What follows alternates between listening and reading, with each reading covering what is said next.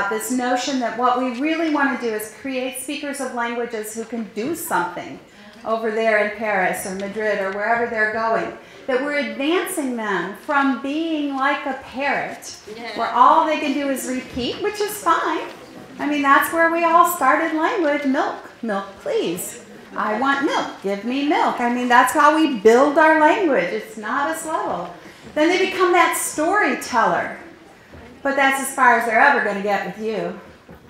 Because we don't start languages early enough in most cases. I'm sure there's some in the audience that are teaching kids that have had it for longer. And then they become superior. And they're authors and writers. Are all native speakers superior? No. So that kind of puts it in context. You can get by without having superior language. And you're not going to be distinguished until you really set yourself apart. So being realistic is truly important. So it's that proficiency continuum that we're really worried about. What can they do reasonably at which level? And Apple in November brought out their can-do statements in student-friendly language because it sets realistic expectations, which is something that's hurting us still in the language classroom. There is no way that we expect a child to be proficient in a musical instrument in 2 years.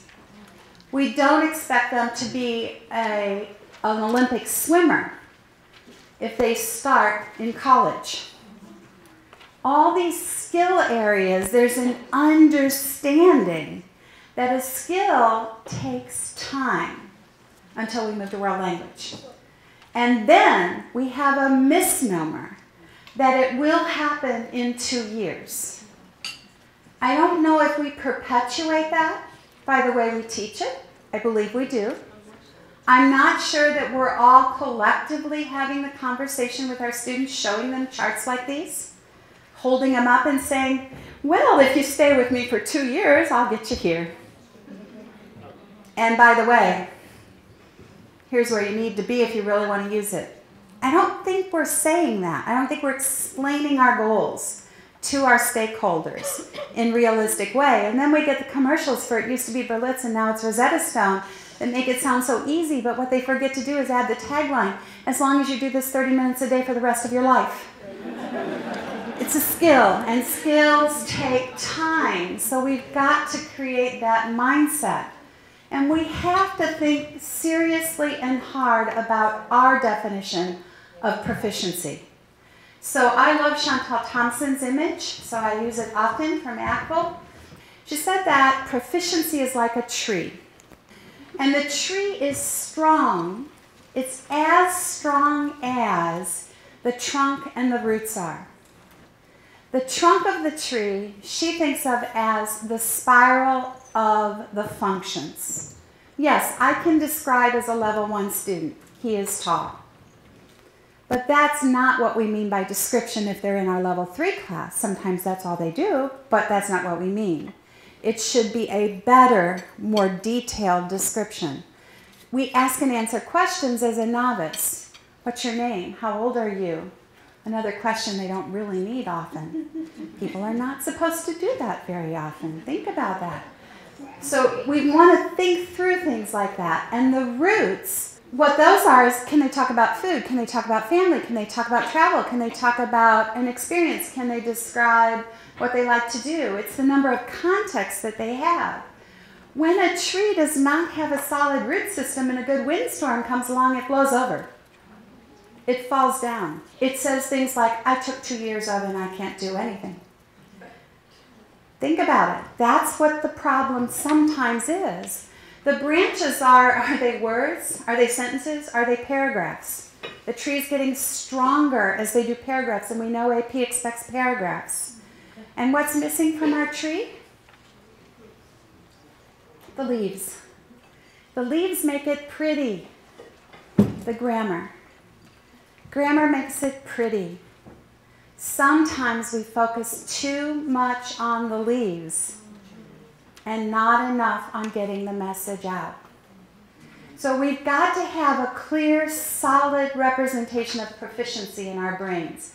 that it is a spiral of language function, moving up.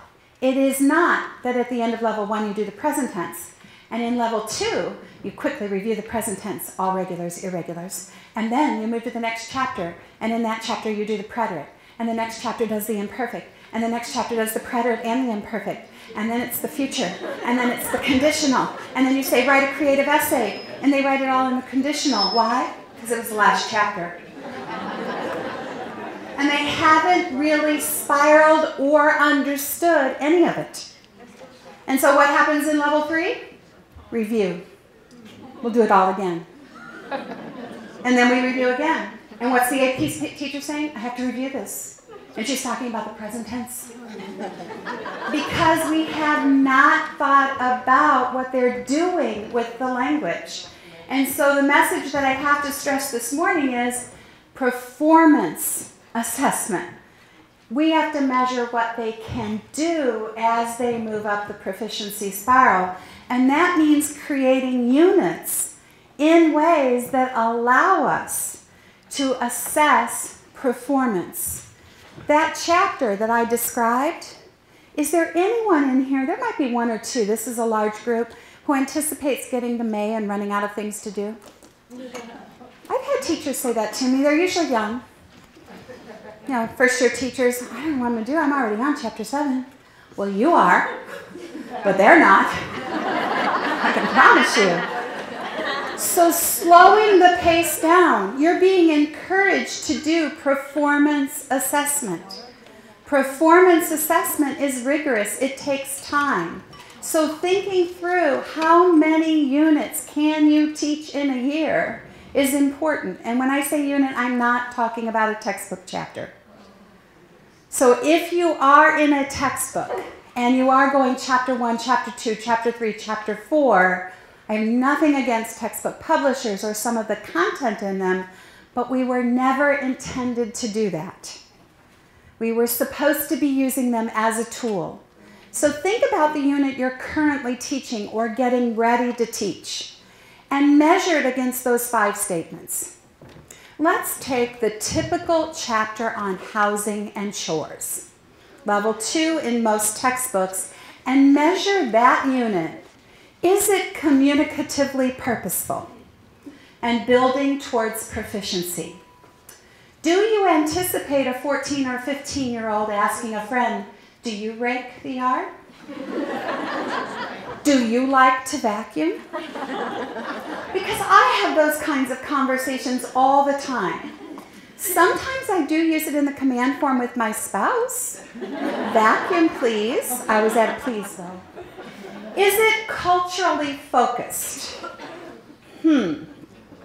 Probably not. Now, if we really focused on the housing side and what housing looks like and shelter around the world, and maybe even brought in a problem to solve, maybe.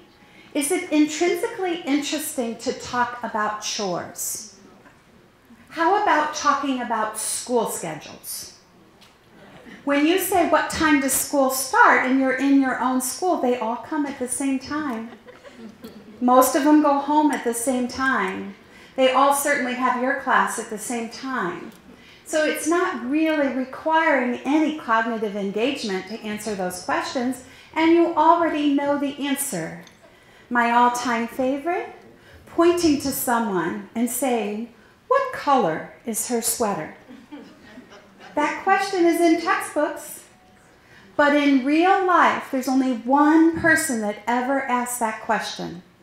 It is a seeing person who is colorblind, because otherwise you just look stupid. And only a blind person would say, what is he wearing?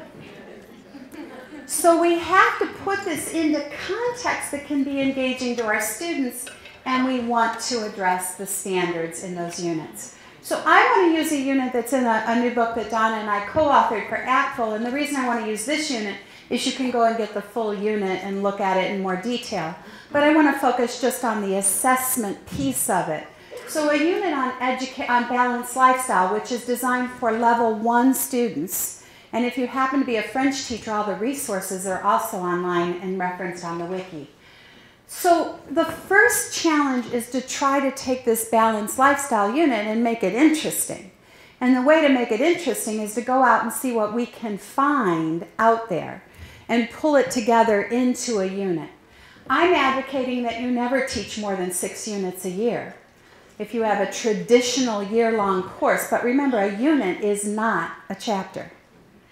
So if you think about balanced lifestyle and you start to look at the overall goals for this unit, you can see that it combines some of that food chapter and some of that activity chapter into one unit.